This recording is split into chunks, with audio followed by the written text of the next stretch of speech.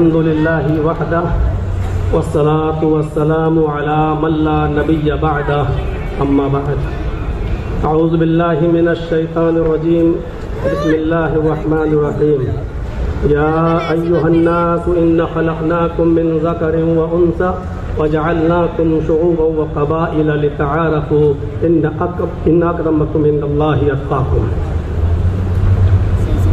Stage پر بیٹھے ہوئے معقر علماء کرام اور معزز سامعین حضرات جو ہندوستان کے گوشے گوشے اور چپے چپے سے تشریف لائے ہوئے ہیں، آل انڈیا اہل حدیث کانفرنس جو 35ویں آپ جو اس میں سماعت فرما رہے ہیں، اس میں شرکت کیے ہوئے ہیں، اس کا موضوع جو رکھا گیا ہے احترام انسانیت اور مذاہب عالم، یہ اپنے نوعیت کا بڑا حساس موضوع ہے اور تمام خطباء نے اسی موضوع پر گفتگو کی ہے. اللہ تبارک و تعالیٰ نے ساری انسانیت کو ایک کنبے سے، ایک قبیلے سے، خاندان سے جوڑا ہے. آپ اس بات کا اندازہ قرآن کی اس آیت سے لگا سکتے ہیں جو میں نے خطبے کے بعد آپ کے سامنے پڑھی ہے. اس کے اندر اللہ تبارک و تعالیٰ نے ساری دنیا کے انسانوں کو آپس میں بھائی بھائی قرار دیا ہے. بتایا یا ایھا الناس انا خلقناکم من ذکر و انثی. اے لوگوں، ساری کائنات کے انسانوں کو مخاطب کر کے کہا کہ اے ساری دنیا کی مانو ذاتی، اے انسانوں، ہم نے تم کو ایک مرد اور ایک عورت سے پیدا کیا ہے اور ہم نے تمہارے شعبے اور قبیلے بنا دیے ہیں، اور اس کی وجہ یہ ہے کہ لتعارفوا، تاکہ تم ایک دوسرے کو پہچان سکو. تو یہ کہا کہ یا ایھا الناس انا خلقناکم من ذکر و انثی، ہم نے ساری انسانیت کو، سب کو ایک مرد اور ایک عورت سے پیدا کیا ہے. تم سب کا باپ ایک ہے، تم سب کی ماں ایک ہے، تم سب کا باپ آدم اور تم سب کی ماں ایک حوا، جس کو آپ آشو کہہ لیں، ہیووتی کہہ لیں، شتروپا، تم سب ایک ہی باپ کے اور ایک ہی ماں کے بیٹے ہو، یعنی تم سب آپس میں بھائی بھائی ہو.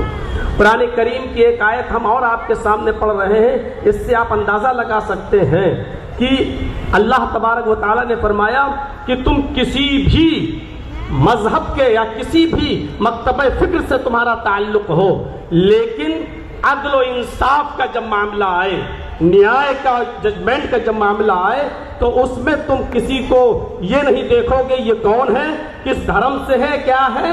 آپ اس بات سے اندازہ لگا سکتے ہیں انسانیت اس وقت تک برقرار نہیں رہ سکتی ہے جب تک کہ دنیا کے اندر عدل نہ ہو، جب تک کہ ہم عدل سے کام نہ لیں. فرمایا وَلَا يَجْرِمَنَّكُمْ شَنَآنُ قَوْمٍ عَلَىٰ أَن لَّا تَعْدِلُوا. صاف لفظوں میں فرمایا کہ اے لوگوں، کہیں ایسا نہ ہو تمہیں کسی قوم کی دشمنی اس بات پر تمہیں مجبور نہ کر دے کہ تم اس کے ساتھ انصاف نہ کر سکو. انصاف ہر حال میں کرنا ہے، چاہے وہ کسی بھی مذہب کا ماننے والا ہو. یہ نہیں دیکھنا ہے کہ یہ کون ہے، اس سے ہمارا تعلق قریبی ہے تو اس کے فیور میں فیصلہ کر دیا جائے. اسلام کی تاریخ کا اگر آپ مطالعہ کریں گے تو ایسے ایسے مناظر آپ کے سامنے آئیں گے کہ حضرت علی رضی اللہ تعالیٰ عنہ کے زمانے میں ایک یہودی مجرم ثابت ہو گیا اور اس کو کوڑے لگانا تھے، لہذا حضرت علی رضی اللہ تعالیٰ عنہ نے حکم دیا کہ اس یہودی کو کوڑے لگائے جائیں. اور کوڑے لگانے والا حضرت علی کا غلام تھا کمبر. اس نے کوڑے لگائے، کوڑے لگانے میں کنفیوز ہو گیا کہ ہم نے اس کو 9 کوڑے مارے ہیں یا 10 مارے ہیں، لہذا اس نے یہ سوچ کر کہ 9 ہی لگے ہوں گے ایک کوڑا اور مار دیا. جب اس کو کوڑا لگ گیا تو پھر اس نے حضرت علی رضی اللہ تعالیٰ عنہ سے کہا کہ امیر المومنین، آپ کے خادم نے، آپ کے غلام نے ایک کوڑا مجھے زیادہ مارا ہے اور مجھے اس کا انتقام چاہیے. فوراً اسی وقت حضرت علی رضی اللہ تعالیٰ عنہ نے کمبر سے کہا کہ اے کمبر ادھر آؤ اور دیکھو یہ یہودی کیا کہہ رہا ہے. کمبر نے اعتراف کیا کہ ہاں امیر المومنین، مجھے شک ہے، پتہ نہیں 9 مارے تھے یا 10، تو یہ سوچ کر کہ 9 ہی مارے ہوں گے ایک اور میں نے مار دیا. مجھے اعتراف ہے اس بات کا کہ ہو سکتا ہے کہ ایک کوڑا زیادہ لگ گیا ہو.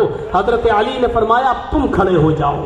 اور اس یہودی سے کہا کہ کوڑا لو اپنے ہاتھ میں، اور اس یہودی سے کہا کہ تم اپنا انتقام لے لو، بدلہ لے لو، اور ایک کوڑا اس یہودی نے مارا حضرت علی کے غلام۔ میں کہنا یہ چاہتا ہوں انسانیت اسی وقت محفوظ رہ سکتی ہے، اس کا تحفظ اسی وقت ہو سکتا ہے جب آپ عدل سے کام لیں گے، اور جہاں عدل و انصاف ختم ہوا وہاں انسانیت بھی مجروح ہوگی، انسانیت کا بھی خون ہوگا۔ اس لیے ہر حال میں اگر آپ یہ چاہتے ہیں کہ انسانیت مجروح نہ ہو، انسانیت محفوظ رہے، تو آپ کو عدل و انصاف قائم کرنا ہوگا، اور جتنا زیادہ عدل ہوگا دنیا میں اتنا ہی زیادہ امن ہوگا۔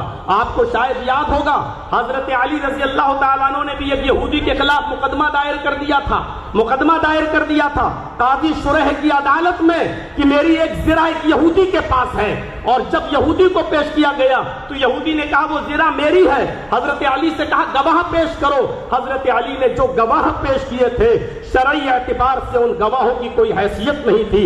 قاضی شریح نے امیر المومنین حضرت علی کے خلاف فیصلہ سنایا، یہ کہتے ہوئے کہ اے علی، آپ نے جو گواہ پیش کیا ہے وہ آپ کا بیٹا ہے، اور شریعت محمدی کے اندر بیٹے کی گواہی باپ کے حق میں تسلیم نہیں کی جاتی ہے۔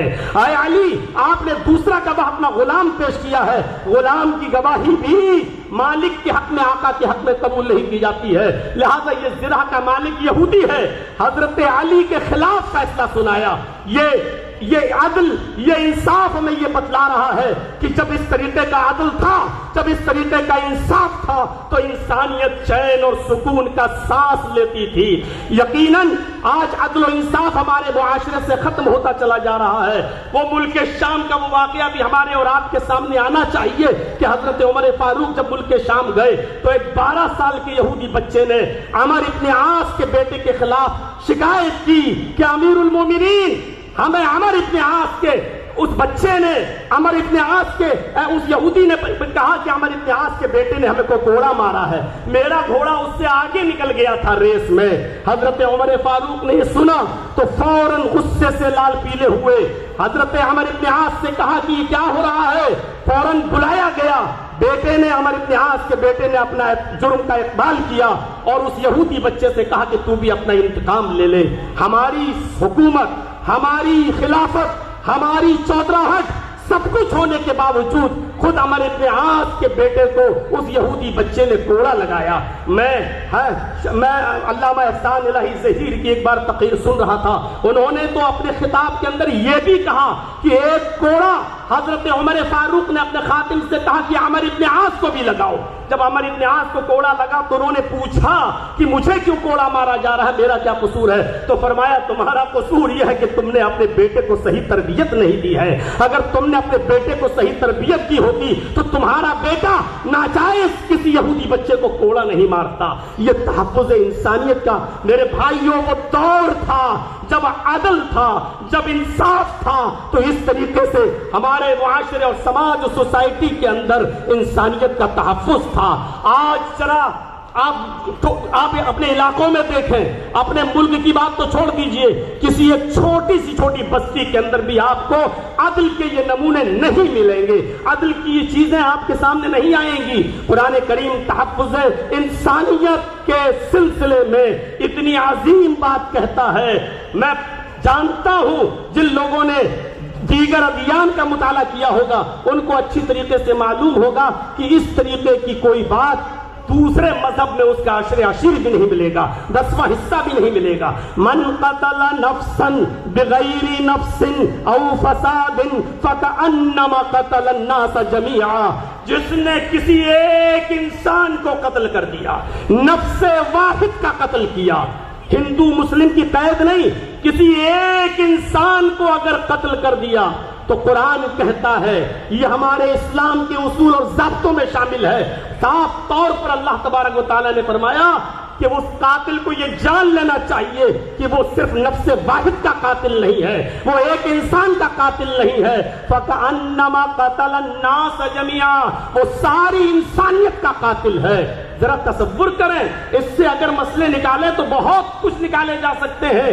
ایک انسان کا قتل پوری دنیا کی انسانیت کا قتل. یعنی اگر آپ نے کسی ایک انسان کو اس کی ماں کی گالی دے دی تو آپ اس اکیلے کو گالی نہیں دے رہے ہیں, پوری ساری کائنات کی انسانیت کی ماں کو آپ گالی دے رہے ہیں. اگر آپ نے کسی ایک انسان کو ستایا تو ساری کائنات کے انسانوں کو آپ ستا رہے ہیں. یہ ہے اسلام کا تحفظ انسانیت کا نظام.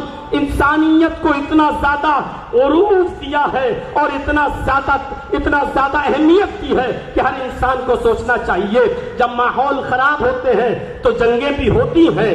اگر آپ ہمارے ملک پر کوئی ٹیڑھی نظر ڈال کے دیکھیں تو کیا ہمارا ملک خاموش بیٹھا رہے گا؟ ہوتا ہے. اسلامی دور میں بھی جنگیں ہوئی, لیکن تعجب کریں گے آپ. سوچئے اور سمجھنے کی کوشش کیجئے کہ اللہ کے نبی صلی اللہ علیہ وسلم کے زمانے میں بھی جنگیں ہوتی تھیں, لیکن آپ کو یہ معلوم ہونا چاہیے کہ ان جنگوں کے اندر بھی کتنی پابندی تھی کہ محمد رسول اللہ نے کہا اگر آپ کو لوگ مجبور ہی کر دیں اور لڑنے پر آپ آمادہ ہی ہو, اس کے علاوہ کوئی چارہ نہ ہو تو تم جنگ کرو, لیکن یاد رکھنا اس جنگ کے اندر بھی تمہارے لیے اصول ہے, اور اصول یہ ہے کہ تم کسی بوڑھے کے اوپر تلوار نہیں چلاؤ گے, تم کسی عورت کے اوپر تلوار نہیں چلاؤ گے, یہ تم کسی معصوم بچے کی گردن پر تلوار نہیں چلاؤ گے.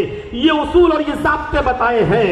یہ نبی اکرم کا یہ فرمان پوری دنیا کی انسانیت کو سوچنا چاہیے کہ آج اسرائیل کس طریقے کی بمباری کر رہا ہے اور ناجائز طور پر فلسطین کے معصوم بچوں کو مار رہا ہے, قتل کر رہا ہے, عورتوں کو مار رہا ہے یا بیوہ کر رہا ہے.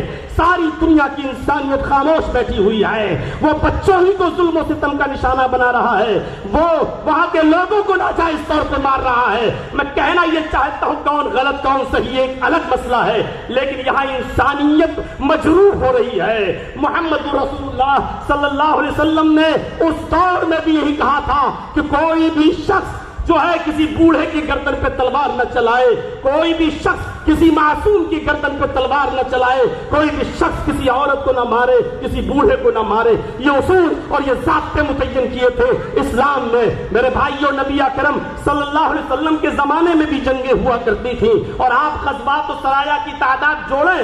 علامہ ابن القیم الجوزی رحمۃ اللہ علیہ نے زاد المعاد میں لکھا ہے کہ نبی اکرم صلی اللہ علیہ وسلم کے زمانے میں آپ کے غزوات اور سرایا کی تعداد جوڑی جائے تو تقریباً 80 ہے.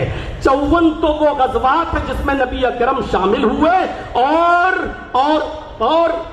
26 وہ جس میں آپ شریک نہیں ہو سکے. تو 80 غزوات و سرایا میں اگر دیکھا جائے تو جو لوگ مارے گئے ان کی تعداد تھی 1018.